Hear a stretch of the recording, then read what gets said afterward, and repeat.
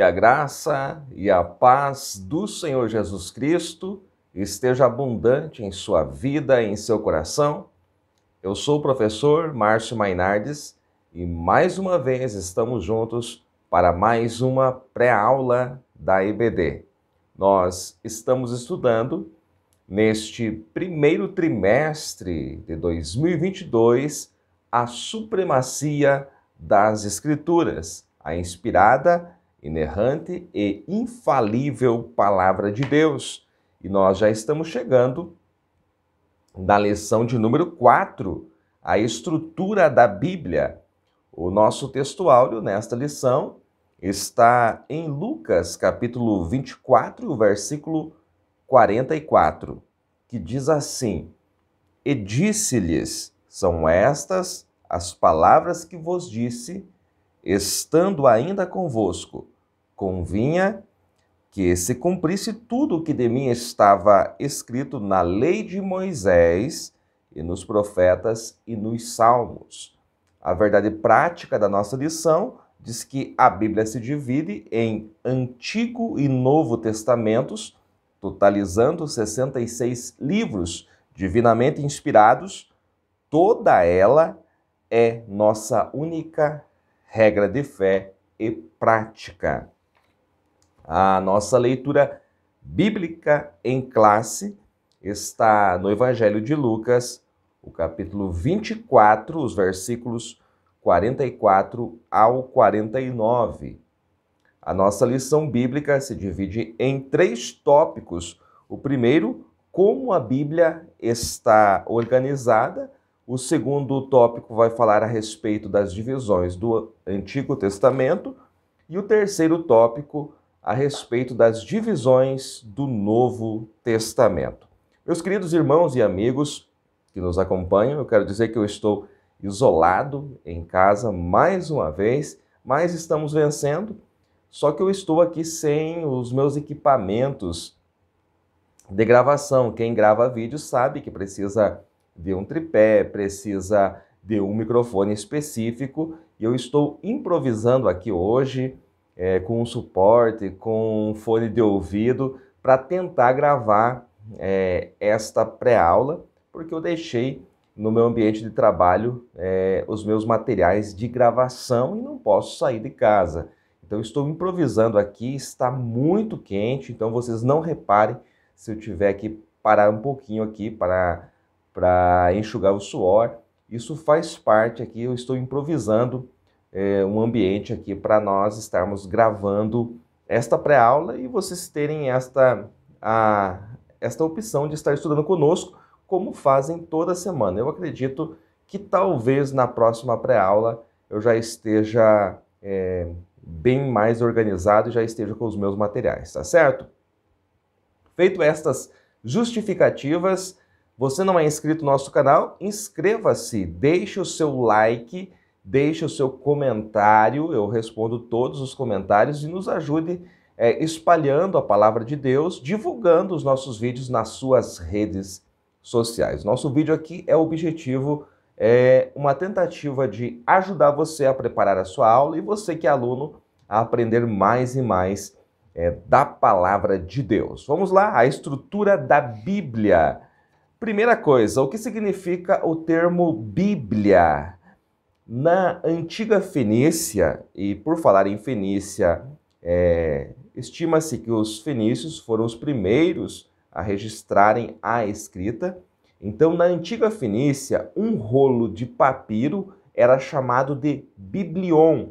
E vocês sabem muito bem que o primeiro material a ser escrito não foi o pergaminho, muito menos o papel, era o papiro. O papiro vinha de uma planta aquática, do caule desta planta, eles faziam o papiro, que tinha outras serventias, mas principalmente prepararam uma espécie de folha, entre aspas, para a escrita. Então, na antiga Fenícia, um rolo de papiro era chamado de biblion, e vários desses rolos de papiro era chamado de uma Bíblia. Então é daí que vem o termo Bíblia. A palavra Bíblia quer dizer coleção de pequenos livros. E com a invenção do papel, os rolos, obviamente, desapareceram e a palavra biblos deu origem à palavra livro. Então, biblos quer dizer livro. E é isto que está aí no primeiro tópico da sua lição. O primeiro tópico da sua lição traz aí a origem da palavra Bíblia. Então, a Bíblia é uma coleção de vários livros. Dentro dela, nós temos aí 66 livros, a Bíblia protestante. Ainda no primeiro tópico, fala a respeito do cânon bíblico. Então, vamos definir aí esta palavra, o que quer dizer cânon bíblico. A palavra hebraica kané quer dizer vara de medir. Quer dizer vara de medir. E a palavra grega, kanon, fala de régua. Então, o cânon é uma normativa. O cânon é uma norma. Portanto, os livros canônicos são os 66 livros que fazem parte da nossa Bíblia, que compõem aí o Antigo e o Novo Testamento. Bom, definimos então a palavra Bíblia, coleção de pequenos livros, definimos aí cânon bíblico, que quer dizer no hebraico vara de medir, no grego fala de régua, portanto sendo a normativa para os livros que compõem a Bíblia. E a outra palavra importante que nós precisamos definir aqui é testamento. A palavra hebraica é berit. Não confunda com bereshit, que é princípio. Berit. E no grego, diatek. Não sei se é dessa forma que se pronuncia, porque não é minha especialidade aí, as línguas originais. Mas o que significam estas palavras, tanto no grego quanto no hebraico? Significa aliança, significa pacto, significa concerto. Testamento também pode ser um documento contendo a vontade de alguém quanto à distribuição dos seus bens ou da sua herança após a sua morte. Então, a palavra testamento tem tanto esse significado de aliança, de pacto, de concerto, quanto expressar a vontade de alguém aí que está deixando, que pretende deixar aí uma herança, deixar os seus bens após a sua morte. Deixa eu ler dois textos aqui. Um deles está em Romanos. Romanos, se você puder me acompanhar aí, Romanos capítulo 8 e o versículo de número 17. Você não repare porque está muito quente aqui onde eu estou gravando. Não tem ar-condicionado, então há uma dificuldade muito grande. Romanos 8 e 17 diz assim: e se nós somos filhos, somos logo herdeiros também, verdadeiramente herdeiros de Deus e co-herdeiros de Cristo. Veja que nós somos herdeiros dele. Nós estávamos falando a respeito de um testamento, né? E esse testamento, que é uma aliança, que é um pacto, que é um concerto, ele fez conosco. Nós também falamos que a palavra testamento se refere a um documento contendo a vontade de alguém. E esse documento passa a ter validade após a morte desse alguém. Para confirmar isso, vamos ler Hebreus, Epístola aos Hebreus, capítulo de número 9, a partir do versículo 14, diz assim: quanto mais o sangue de Cristo, que pelo Espírito Eterno se ofereceu a si mesmo, imaculado a Deus, purificará as vossas consciências das obras mortas para servirdes ao Deus vivo, e por isso é mediador de um novo testamento. Veja aqui a palavra testamento, para que, intervindo a morte para a remissão das transgressões que havia debaixo do primeiro testamento, que é o antigo, os chamados recebam a promessa da herança eterna, porque onde há testamento, é necessário que intervenha a morte do testador. Olha só o versículo 17. Porque Um testamento tem força onde houver morte, ou terá ele algum valor enquanto o testador vive?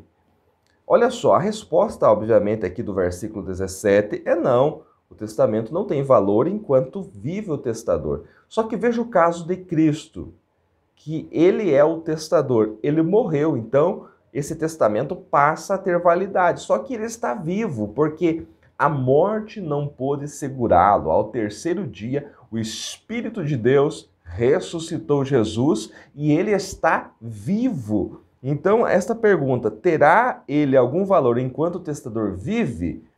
Sim, porque se o testador é Cristo, ele morreu, o testamento passa a ter validade, né? Mas ele ressuscitou ao terceiro dia e está vivo. Então veja que o caso de Cristo é específico e a sua morte e ressurreição é que nos dá acesso a esta herança que ele conquistou na cruz. Nós podemos glorificar o nome do Senhor por isso.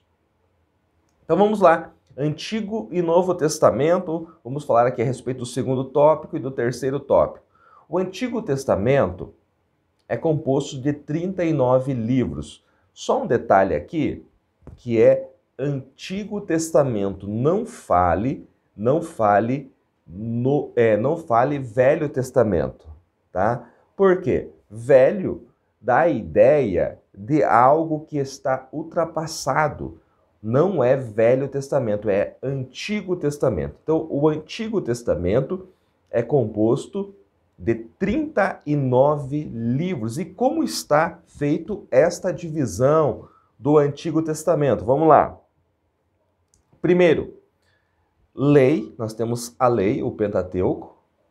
Depois nós temos os livros históricos, depois nós temos os poéticos e depois nós temos os livros proféticos. Esta é a divisão das nossas Bíblias. Vamos lá então. Em primeiro lugar, lei. Os primeiros livros são os livros da lei, ou chamados de Pentateuco, de Torá. Tá? Lembrando que os judeus chamavam lei todo o Antigo Testamento, mas os livros do Pentateuco, os 5 primeiros livros, são chamados de os livros da lei. São 5 livros que vão de Gênesis a Deuteronômio. Este é o primeiro grupo. O segundo grupo é os livros históricos. São 12 livros que começam em Josué e vão até Ester. Então, Ester é o último dos livros históricos. Depois dos livros históricos, nós temos os livros poéticos. Os livros de poesia são 5 livros que se iniciam em Jó e terminam em Cantares ou Cântico de Salomão. Após os livros poéticos, nós temos os livros proféticos, temos a profecia. São 17 livros que vão de Isaías até Malaquias. Só que dentro dos livros proféticos, nós temos os profetas maiores e os profetas menores. Essa questão de maior e menor não é questão de importância, de relevância do profeta, e sim do tamanho do texto bíblico. Aí alguém pode dizer, mas Daniel está entre os profetas maiores, o seu livro tem apenas 12 capítulos, enquanto Oséias, que é o primeiro ali dos profetas menores, tem 14 capítulos. Só que o livro de Daniel é bem maior do que o livro de Oséias, visto que os 12 capítulos do livro de Daniel são bem maiores do que os 14 capítulos do livro de Oséias. Então, esta última parte do Antigo Testamento, chamado de profecia, se divide entre profetas maiores, que são 5 livros que vão de Isaías até Daniel, e profetas menores, que são 12 livros que vão de Oséias até Malaquias, totalizando então 17 livros nesta seção de profecia. Lembrando que a divisão, conforme está no segundo tópico da sua revista, a divisão dos judeus era diferente. É por isso que Jesus falou aqui em Lucas 24 e 44, ele falou assim a respeito dos livros da Lei de Moisés, dos profetas e dos salmos. Então a divisão dos judeus era lei, né, que é todo o Pentateuco, profetas e salmos. Esses salmos também era chamado de escritos. Então, salmos ou escritos. Lei, profetas, salmos ou escritos. Era tudo um pacote só. Então, esta era a divisão dos judeus. Lembrando que, apesar da divisão ser diferente, da ordem dos livros ser diferente na Bíblia judaica, os livros são os mesmos, o conteúdo é o mesmo. A questão é a ordem que é diferente. Por exemplo, a nossa Bíblia, o Antigo Testamento começa em Gênesis e termina em Malaquias. Na Bíblia judaica não era assim, né? O último livro era os livros das crônicas, que não era dividido em primeiro e segundo crônicas. Portanto, quando Jesus falou a respeito da morte de Abel, desde a morte de Abel, né, que foi morto pelo seu irmão, até a morte de Zacarias, que foi morto no pátio do templo, quando Jesus fala isso, ele está querendo dizer do primeiro ao último livro. Seria como se nós falássemos de Gênesis a Malaquias, mas como na Bíblia judaica não era Malaquias, e sim o livro das crônicas, então ele fala, o primeiro exemplo que ele fala Abel está no Gênesis, e o outro exemplo que ele dá a Zacarias, que foi morto no pátio do templo, está registrado em crônicas. Então veja que a ordem dos livros é diferente na Bíblia judaica, mas o conteúdo é o mesmo. Muito bem? Então este é o Antigo Testamento e essa também é a abordagem da organização na Bíblia judaica. Mas e o Novo Testamento? O Novo Testamento é dividido em 27 livros. Nós temos os livros de biografia, da biografia de Jesus Cristo, ou Evangelho. Então, o primeiro grupo do Novo Testamento é a biografia, ou o Evangelho. Depois nós temos história, livro histórico. Depois nós temos as epístolas. E, em último lugar, nós temos a profecia ou revelação. Vamos por partes, então. Primeira parte, primeiro grupo, biografia ou evangelho. Professor, não são os evangelhos? Normalmente nós chamamos de os evangelhos, mas na verdade, teologicamente, é um evangelho só. Nós só temos um evangelho. Paulo falou a respeito disso, é só um evangelho. E olha, se alguém anunciar outro evangelho, que seja anátema. Então, é só um evangelho, o evangelho de Jesus Cristo. São 4 evangelistas que escreveram este evangelho aí por ângulos diferentes. Então, o primeiro grupo é a biografia de Jesus Cristo ou o evangelho escrito por 4 evangelistas. Portanto, são 4 livros neste grupo, que vão de Mateus até João. Depois nós temos o livro histórico, somente um livro, que é o livro de Atos dos Apóstolos, escrito por Lucas. Lembrando que Lucas fez o primeiro tratado, que é o seu evangelho, chamado de Lucas, e o segundo tratado, que é o livro de Atos dos Apóstolos. Ambos são livros encomendados, era um livro só que ele escreveu a um homem chamado Teófilo. Mas nessa segunda sessão, livro que é a parte de história, está somente o livro de Atos dos Apóstolos. Então nós temos aí o Evangelho, escrito por 4 evangelistas, ou chamado de biografia também, de Jesus Cristo. Depois nós temos a segunda sessão, que é a história, Atos dos Apóstolos. E o terceiro grupo são as epístolas, 21 cartas ou epístolas, que começam em Romanos e vão até Judas. Dentro das epístolas, nós temos também dois grupos, as epístolas paulinas escritas pelo apóstolo Paulo são 13, de Romanos a Filemon. E temos as epístolas gerais, que vão de Hebreus até Judas. Portanto, aí 21 epístolas nesta sessão. E por último, nós temos a profecia ou revelação, como o próprio nome diz, que é o livro do Apocalipse, um livro só. Então nós temos 4 livros, que é o Evangelho ou biografia. Depois nós temos um livro, que é a história, Atos dos Apóstolos. Depois nós temos 21 cartas ou epístolas. E em último lugar nós temos um livro que é profecia ou chamado de revelação, o Apocalipse de João. Para encerrar esta pré-aula, quero deixar aqui um detalhe muito importante que está na sua lição. Está na sua lição aí uma citação de Norman Geisler, está no finalzinho do 2º tópico e também no finalzinho do 3º tópico, a respeito da divisão da Bíblia em capítulos e versículos, como nós temos hoje.